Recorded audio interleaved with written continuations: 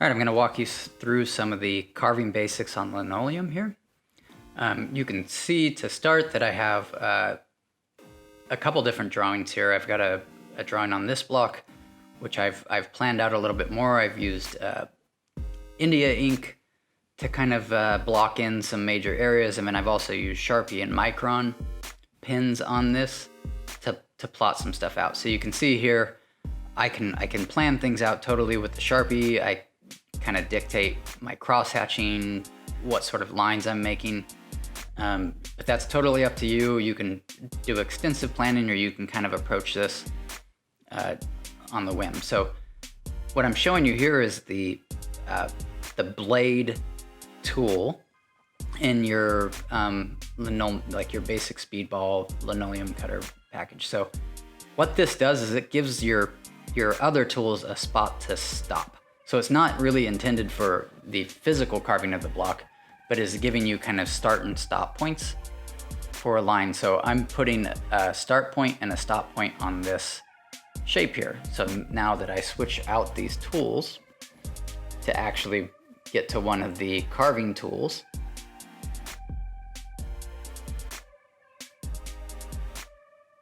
if your tool ever gets stuck, you just need to kind of tap it out and wiggle it a little bit until it breaks free, and then put the head housing back together in the proper way so that you can slide your next tools in.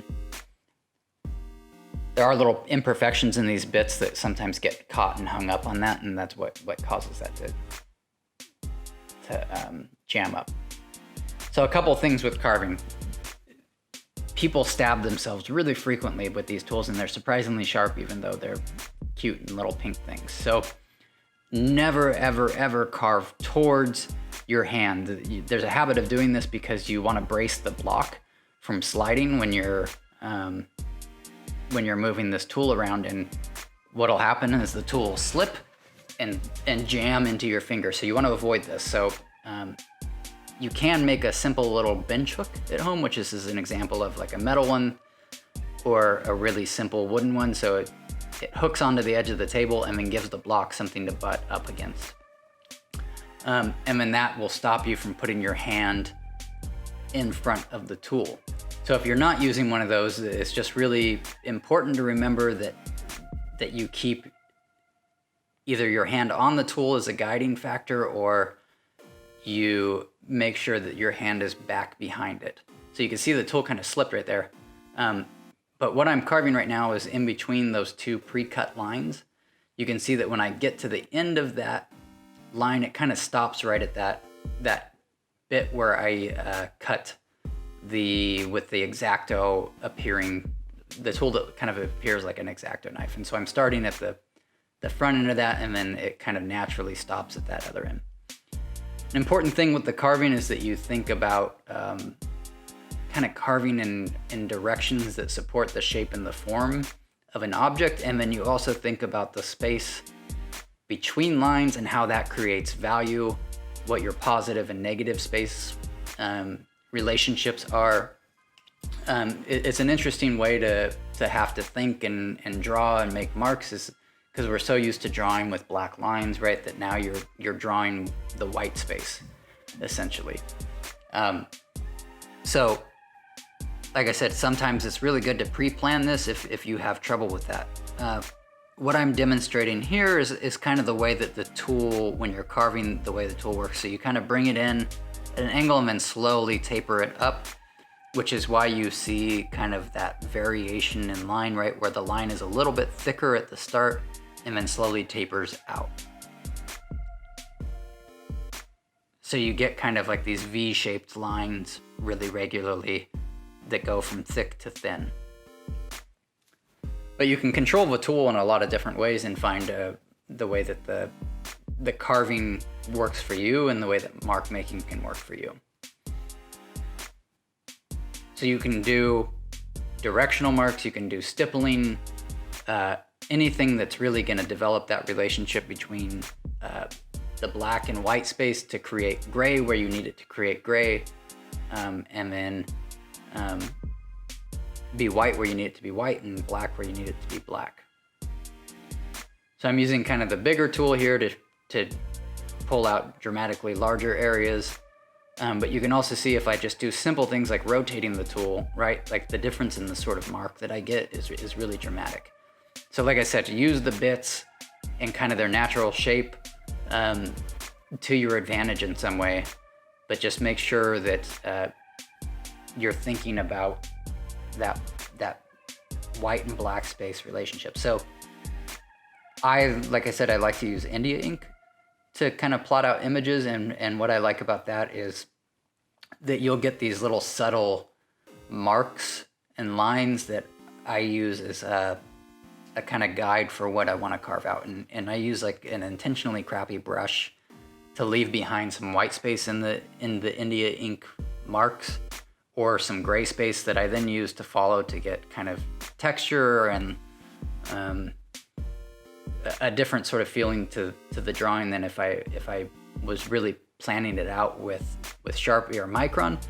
But the method that you use to plot out the drawing should be appropriate to your intentions with the drawing, or what sort of marks you want to make. So basically I'm gonna carve through this and try to make sure I have a decent balance of my black, white, and gray space. Thinking about cross-hatching, thinking about the direction and form of a mark. So I like to assume, like, if you ran your hand over an object, if it's a curved object, your hand would make a curved mark. So if you were representing that with a cross-hatched line, you would have a curved line that followed to really emphasize that form. You could also think about it like a wireframe. What's the skeleton of something look like underneath of the object?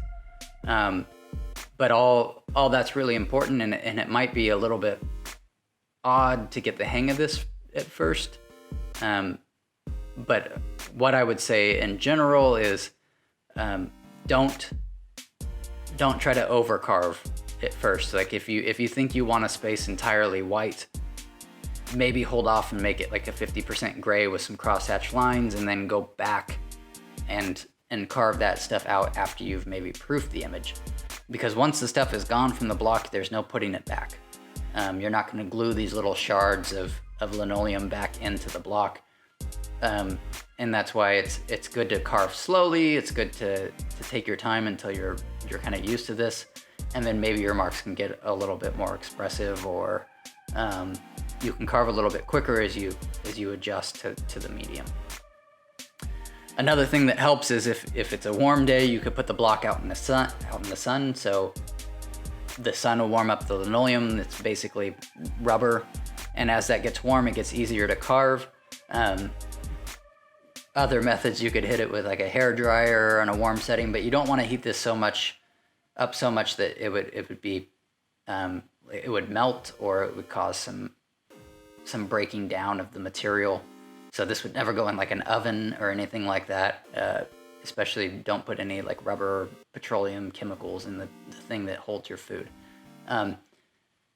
But what I'm gonna do here is I'm gonna carve through the rest of the image. You can see as this thing kind of starting to pull out. But I would go through until I felt comfortable proofing this thing.